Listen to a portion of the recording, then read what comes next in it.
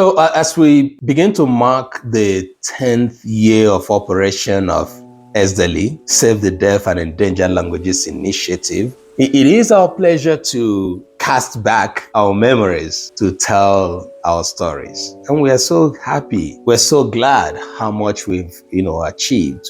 But I wouldn't really forget people that have significantly become team leaders in this intervention. People like Onyeka Onomara. I want to talk a little bit about Onyeka. Onyeka is a very vibrant leader. Onyeka is one of those that joined Team S-DELI through Great Minds Forum. I hope you still remember Great Minds Forum. For some of you that joined me through Great Minds Forum in 2014, I was a lecturer in Imo State University and the staff advisor of Joint Campus Christian Fellowship, yes, JCCF. So people like Onyi, Wandi Kom, people like Success on Hebulem, I call Lasbon. So Onyeka became an outstanding leader not quite long. We had people like Gabriela Agwawike, the popular TV star currently, who were also there and took some leadership positions and before they left. So particularly in Abuja, where we had one of the most beautiful outreaches in 2016, we had medical professionals that joined us like Nkiruka, Angela, Ugochukwu. These people were enthusiastic. It was all fun. We had sign language interpreter, Uche, and then we'll have crafts person, Olga. So we gathered and created a very fun environment.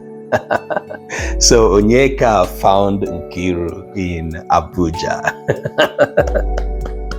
So one of the everlasting memories or things that have occurred in the course of our operation is the union of Onyeka and Nkiru. Today they are happily married. They are wonderful.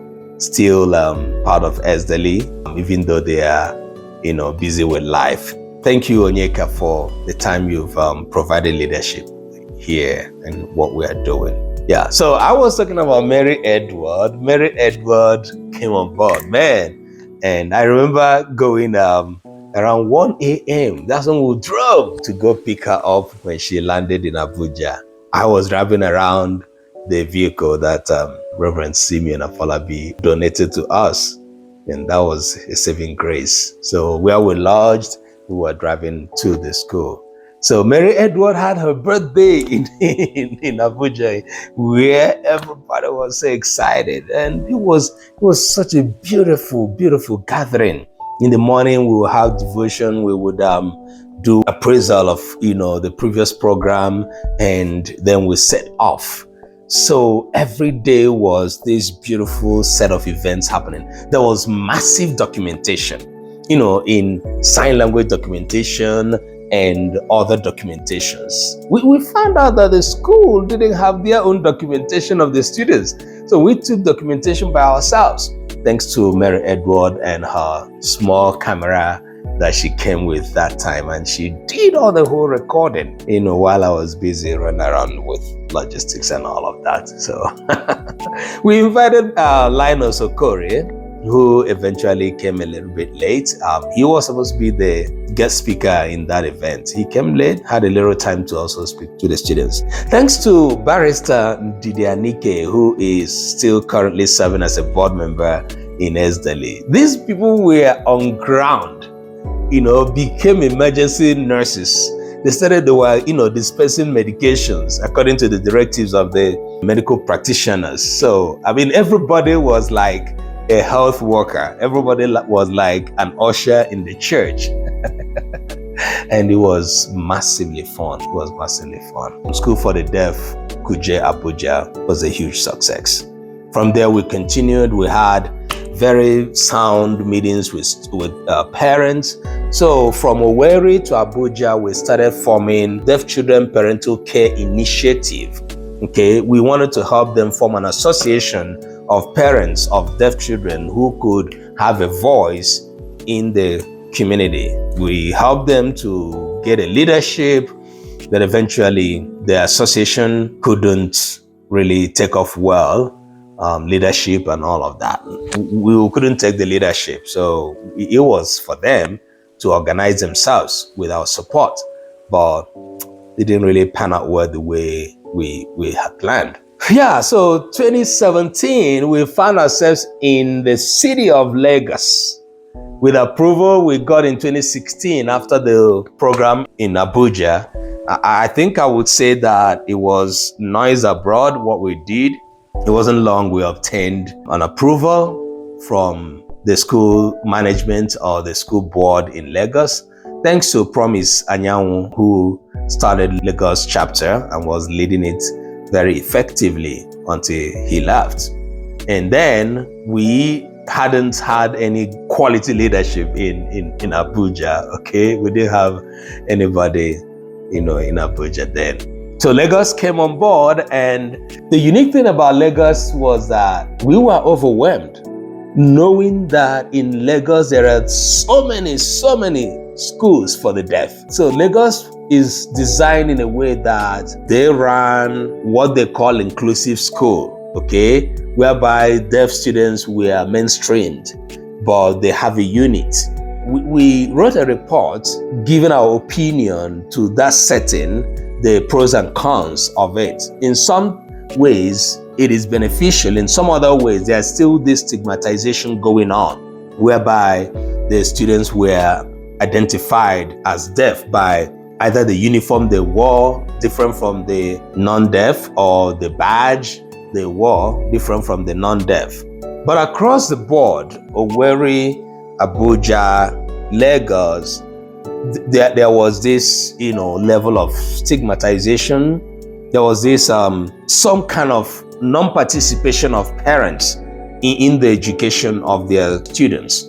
But that of Lagos was a bit different in that most students were day students, unlike Owerri and Abuja, where we met a lot of residential students, boarding students. Lagos had many of day students who are coming from home, so parents were more involved.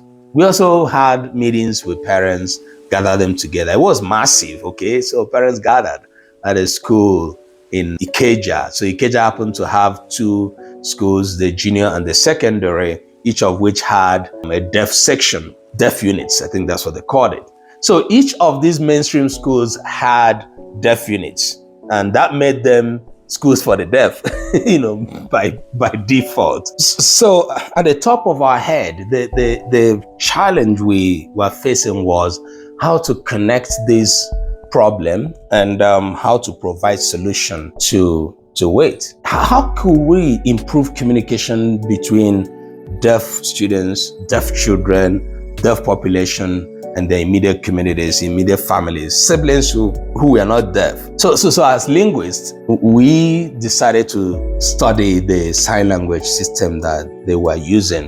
That was what led to our documenting the sign language systems in Nigeria. 2016 became a very large-scale documentation we did, courtesy of Dr. Mary Edward. So from 2016, 2017, we started analyzing the sign language data we collected. We did some comparative study with American Sign Language used in America. We got some deaf students from the University of Rochester, courtesy of Queenette Okwaraji, who was one of our volunteers when she got to school. So we started analyzing these. We did some comparative study.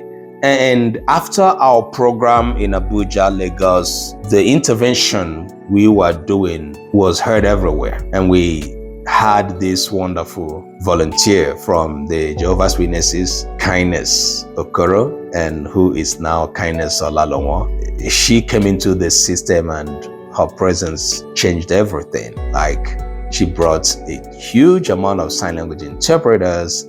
She brought vibrancy. She brought, beautiful set of way of doing things. So Abuja was so loaded for us, and we had beautiful people that wanted to work. So we were collecting data here and there. We were collecting deaf demography. We were collecting sign language study. One thing that stood out for us is that from the day one we started as official corporation, we started seeking to be known in the deaf community, locally and internationally. Locally, we were seeking to be identified with the Nigerian deaf community.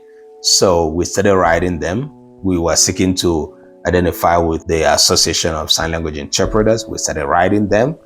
But unfortunately, we didn't receive any friendly welcome by any of these two organizations. By our own analysis, I don't know, they felt a little bit of intimidated or something, I don't know. We were coming from outside.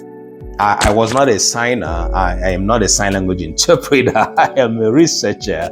I'm a linguist who turned sign linguist.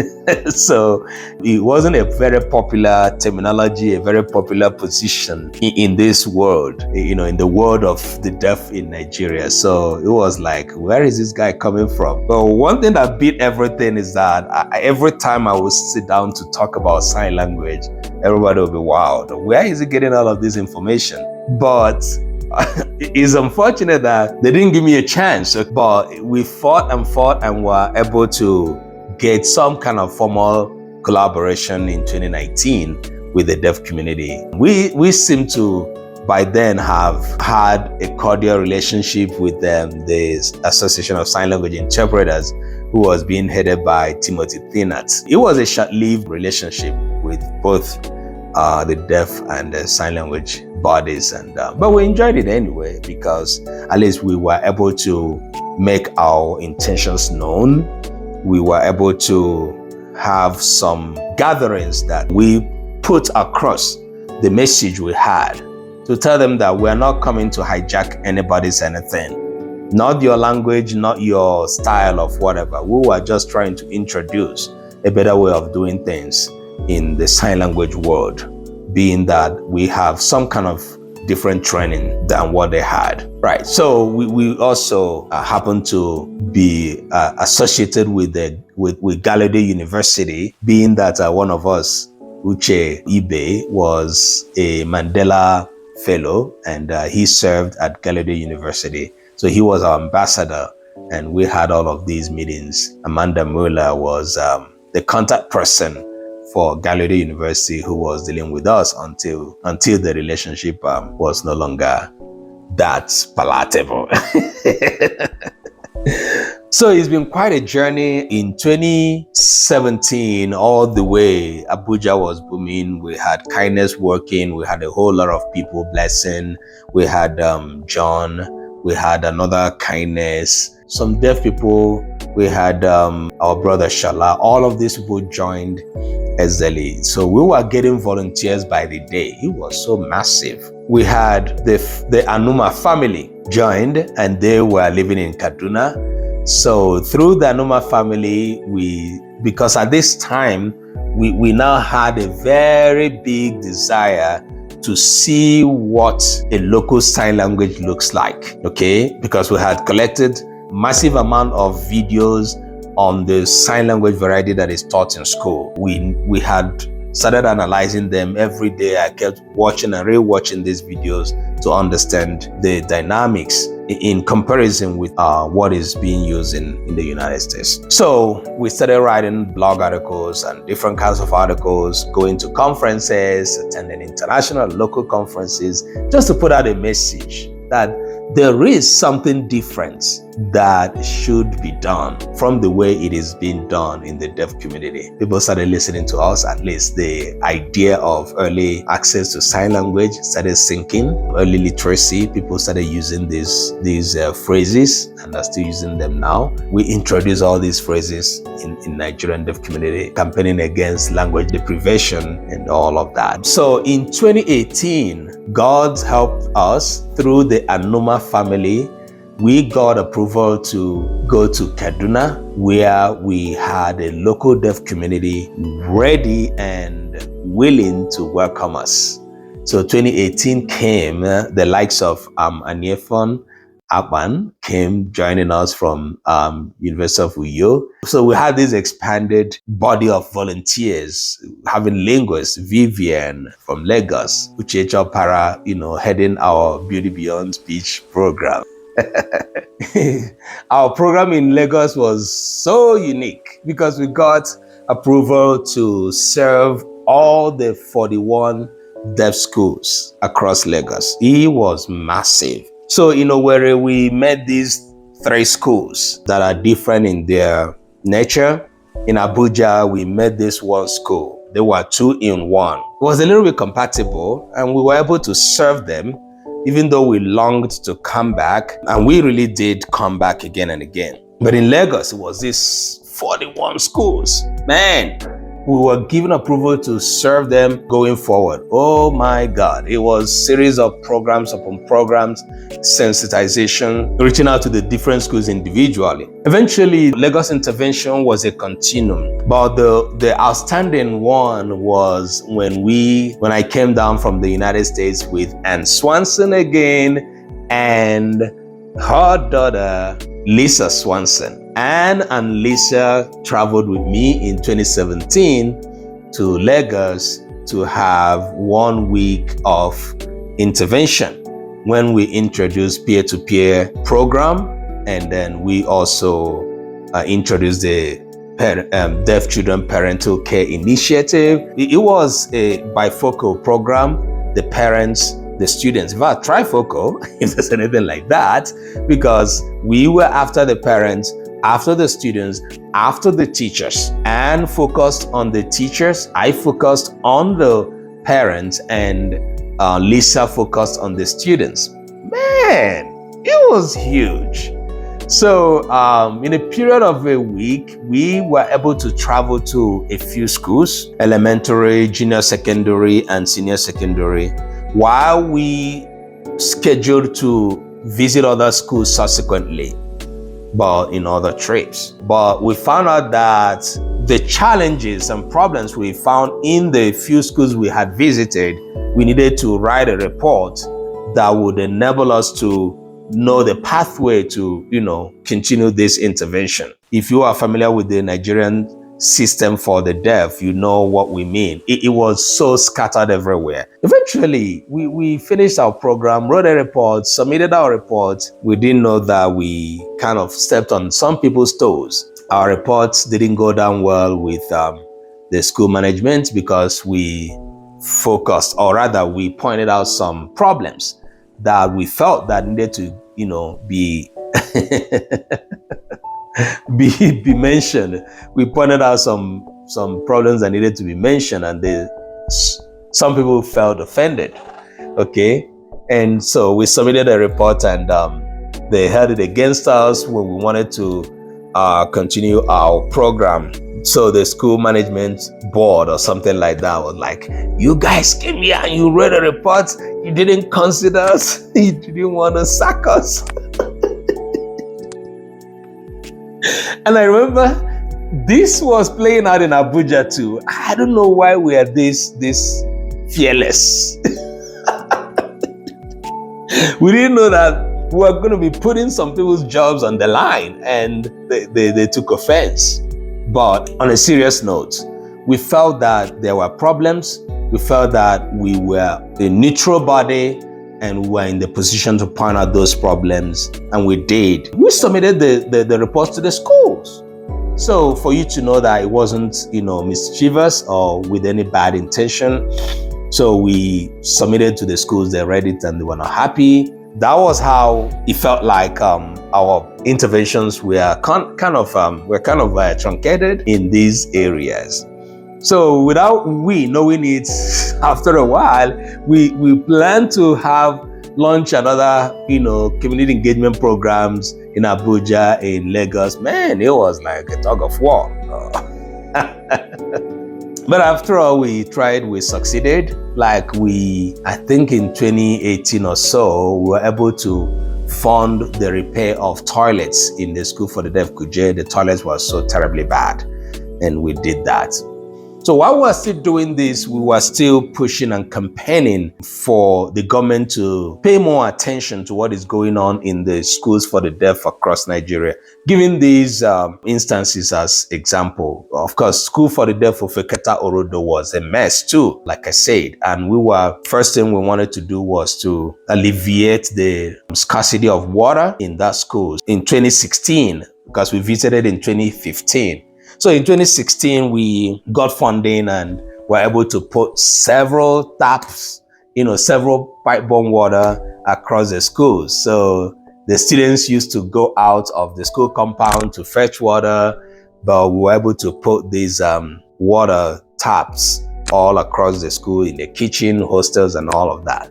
And so the school had some clean water. I can imagine what may have happened to those water taps at this time. We also did our best to put electricity in that school, because part of the inspirations that we had when we started in S-DELI was that school's challenge with light, electricity. I have again and again told the story of Anne Mary Wiseman, the lady from Minnesota who came to visit the school, and I was one of the delegates under Community Care Africa. We went there and she asked them, noticing that there was no electricity anywhere, how do you communicate in the night? And they said no communication in the night for us.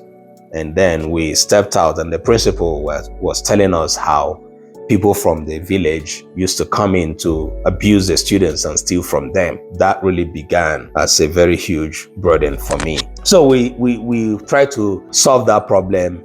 In 2015, we visited. In 2016, we put electricity there after putting solar power or solar lights, but they didn't work, maybe because of the nature of the place. Electricity worked. I don't know what has happened to that school now. It's been a while I visited, but at least we knew we put electricity in that school and put tap water in that school too. So programs we had continued in these schools. We expanded to Enugu, courtesy of Onyi Wandikom, who later became our head of Project National. And at that time, she was a corporal. She was serving in the National Youth Service Corps. We call them corporals.